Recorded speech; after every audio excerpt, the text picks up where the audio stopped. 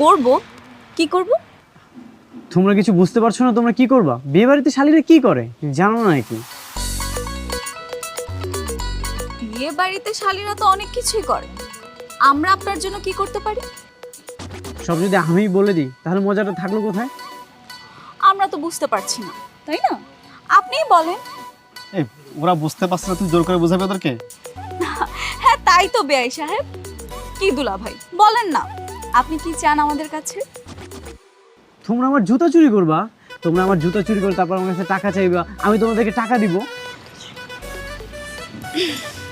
ও এই কথা দুলা ভাই, দেখছেন না দুলা ভাই আমরা কত প্রেশারের মধ্যে আছি। কাজী সাহেব চলে এসেছে, বাবা বলেছে আপনাকে তাড়াতাড়ি রেডি করতে।